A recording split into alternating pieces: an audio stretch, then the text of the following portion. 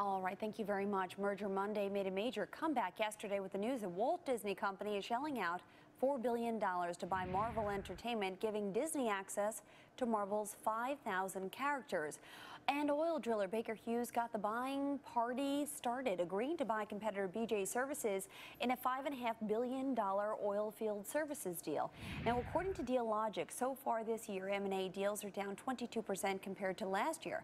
So is the M&A market on the road to recovery? Roger Aguinaldo, he's the CEO of M&A Advisors. Good morning, guys. Roger, your numbers jibe. You seeing the same kind of things? Why are we starting to see some activity? Well, we looked specifically on the U.S. M&A activity, and globally, yes, there's a lot of activity there, but in the U.S., you got to pay particular attention to the lack of activity in 2009. In 2006, we had over $1 trillion of M&A activity, and this year we're on pace to do maybe less than 60% of that, to about $600 million, $600 billion, I'm sorry. And that's pretty deep, sort of, decline in activity, and a lot of that is due to the lack of financing. What does this say about where we're headed? Are we still, I guess, in the emergency room, or are we in the recovery room? Where are we? I would say we're more in the emergency room than the recovery room. I do agree that some financing is available. It's only available to the quality companies. Companies that are like Disney, or companies that have a lot of wherewithal anyway, who really don't need the financing. It's sort of that old saying that, the time to go for bank financing is when you really don't need the bank financing.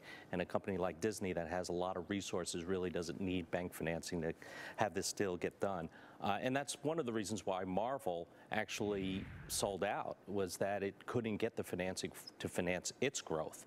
So it needed a bigger player that could access the capital markets, and that's Disney.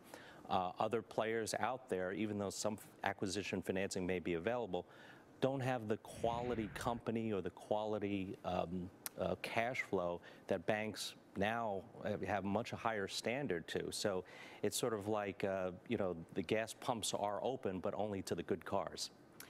Past recessions, taking a look back, where do you tend to see the greatest amount of merger and acquisition activity, and why? You probably see it in a lot of the sectors that are sort of have a lot of activity otherwise. So we see business services, professional services, consumer services sort of come back sooner rather than later, because there's not as much capital intensive investment in them. So you're going to see a lot of activity there as this recession sort of bottoms out and we come out of it. You're going to probably see a number of more activity in the technology sector, computer services, and our numbers are seeing that they've been brisk.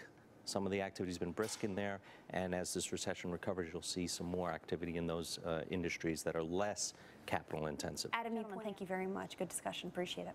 Thank you, Alexis. All right, coming up.